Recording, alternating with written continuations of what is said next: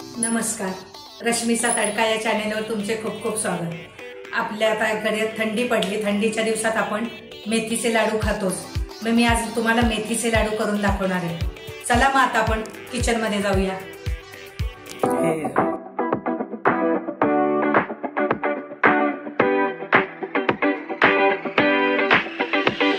मेथीच्या लाडूसाठी लागणारे साहित्य: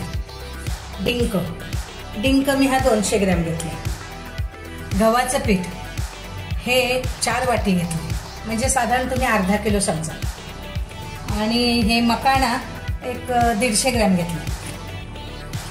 खारीक 150 ग्रॅम, गूळ 450 ग्रॅम, खोबरं 300 ग्रॅम, लाल भोपळ्याचं बी हे साधारण 100 ग्रॅम,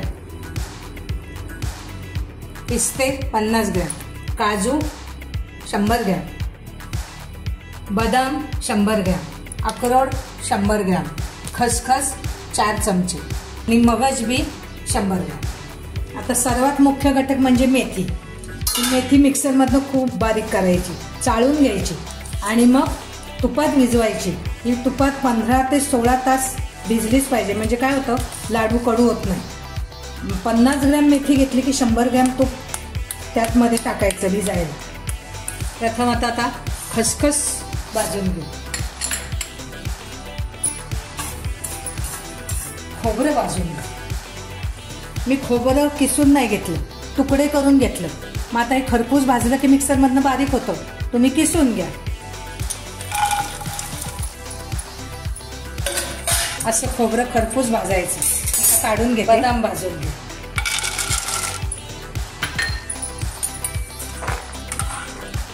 बदाम असे मी तळून घेतले तुपात। आता आपण काजू तळून घेऊ।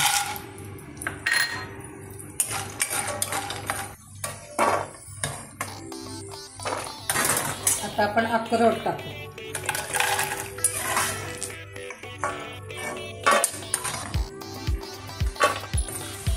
आता आपण पिस्ते टाकू, लाल भोपळ्याचं बी, मगज बी। हे कसं छोटं बी आहे, एकत्र भाजलं तरी चालतं। असं हे मी चांगलं भाजून घेतलं। या सगळ्या वस्तूमध्ये इतकं सर्व प्रकारची सत्व आहे।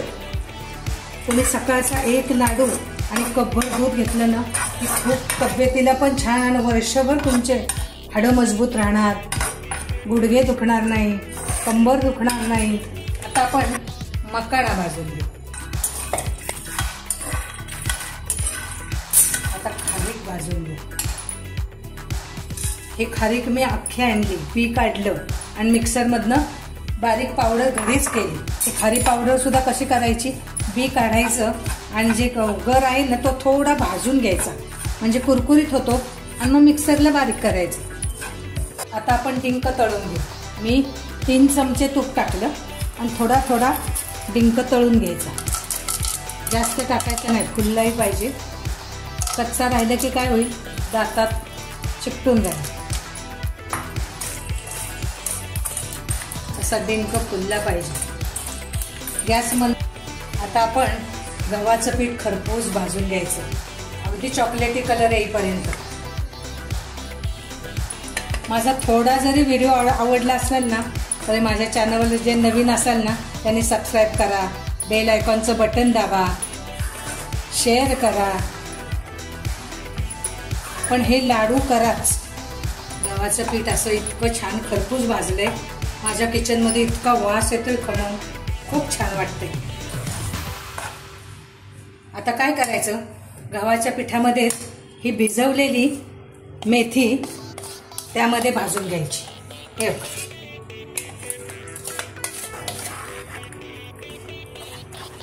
आपण आता सर्व वस्तू मिक्सर मधनं बारीक करून सर्व प्रथम पदार्थ सगळे मिक्स केले। आता गव्हाचं पीठ आणि मेथी हे पण एकत्र करायचे सगळं। आता मी ह्याच्यावर गूळ टाकणार आणि कालवायची। आता हे पूर्णपणे सगळा गूळ एकत्र काढून घ्यायचा आणि हे खडे जरा राहू नये म्हणून थोडं मिक्सरमधनं फिरवायचं.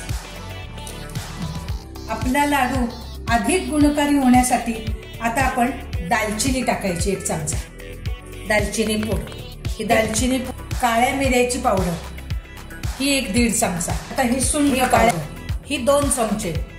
ही आपले हाडं बळकट करतं, गुडघ्याला चांगली आणि कमरेला पण चांगली म्हणून हे 2 चमचे.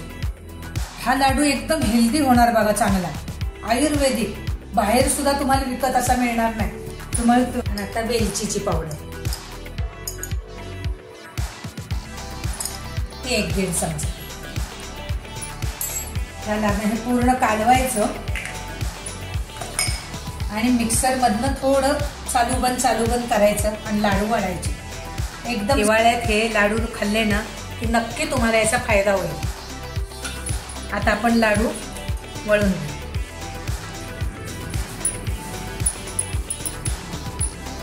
लहान मोठा कसाही.